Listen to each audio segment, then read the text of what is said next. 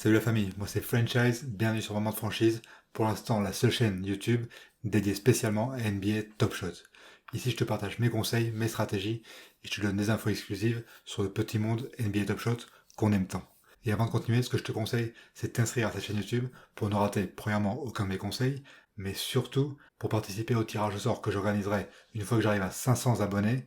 J'organiserai le tirage au sort une fois par semaine pour offrir des moments NBA Top Shot gratuits. Donc inscris-toi si tu veux participer à ce tirage. Aujourd'hui dans cette vidéo, de quoi on va parler? On va parler des numéros de série.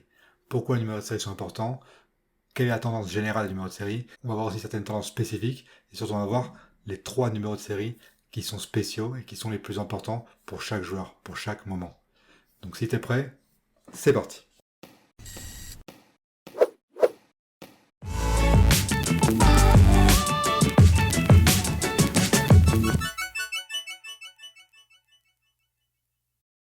Donc premièrement, avant de commencer, je voulais passer un gros big up à Badjo33. C'est celui qui a fait le petit vidéoclip que tu viens de voir, le clip d'intro qui va maintenant être mon clip d'intro officiel pour toutes mes vidéos sur Moment de Franchise. Donc merci à toi, Badjo33, t'as assuré grave. Maintenant on va parler des numéros de série. Donc pour ça on va voir sur mon écran. Donc bienvenue sur mon écran, bienvenue sur mon compte. On va parler des numéros de série, mais tout d'abord on va parler des 3 numéros spéciaux, les 3 numéros les plus importants de tous les moments NBA Top Shot. Ces 3 numéros sont, je vais te les montrer ici avec Kawhi Leonard. On va classer du plus petit au plus grand. Et là on voit les 2 premiers numéros les plus importants. Le premier numéro, le numéro 1 de chaque série, est le plus important parce que c'est le premier à avoir été minté, logique. Et ensuite il y a le deuxième numéro le plus important qui est ici le numéro 2, mais c'est pas le numéro 2, c'est le numéro de maillot. C'est-à-dire que Kawhi Leonard a le numéro de maillot numéro 2, donc ici le numéro 2 est le plus important. Pour LeBron James, c'est le numéro 23, pour Doncic, c'est le numéro 77, donc pour Zion Williamson, par exemple, il y a un double intérêt pour le numéro 1. Donc voilà, le numéro 1 et le numéro de maillot sont les 2 numéros les plus importants. Il y a pour l'instant un débat sur NBA Top Shot, à savoir lequel est le plus important. Pour moi, à mon avis, le numéro 1 reste le plus important et devrait être le plus cher, à part à la rigueur dans le cas de LeBron James, parce que LeBron James c'est le numéro 23, 23 numéro iconique de la NBA, c'est Michael Jordan qui l'a eu, donc le 23 a peut-être une saveur un peu plus spéciale que les autres numéros. Mais par exemple ici numéro 2 ou 77 pour Luka Doncic, à mon avis le numéro 1 est plus important. Et maintenant on va voir le troisième numéro le plus important, donc pour ça on va aller voir LeBron James, parce que dans le moment de Kawhi Leonard il n'y était pas, et c'est le dernier numéro de série. Donc là on va faire du plus grand au plus petit. Et comme tu vois, le numéro 7500, cette série-là de LeBron James est à 7700 exemplaires, donc le dernier numéro de série est aussi très important.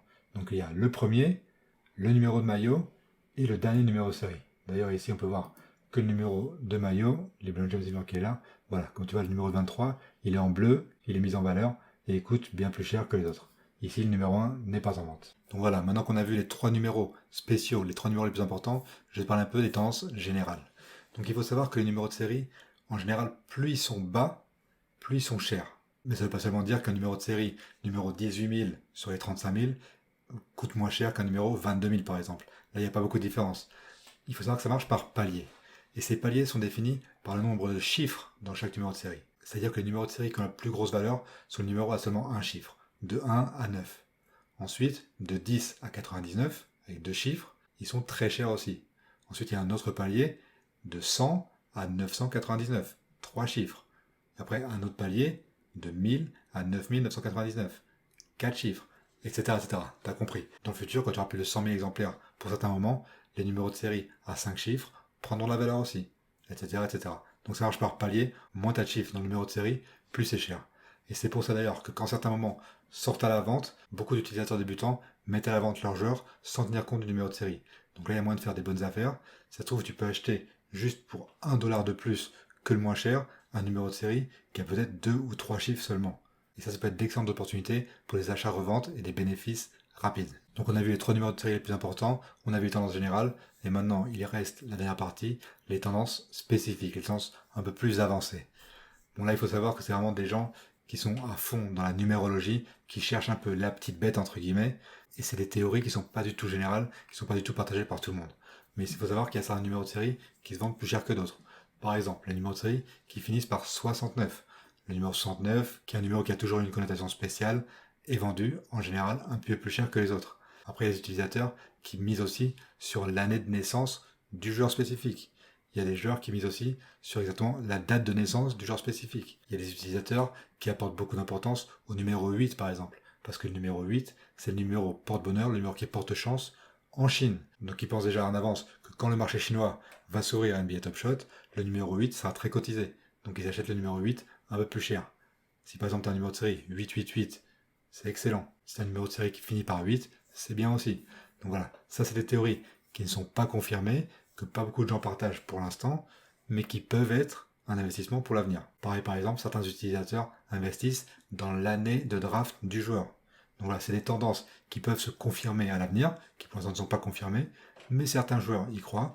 Donc pourquoi pas investir dans certaines de ces théories, en espérant qu'à l'avenir, ces numéros spécifiques prennent de la valeur. Donc voilà, je t'ai dit tout ce qu'il y a à savoir sur les numéros de série.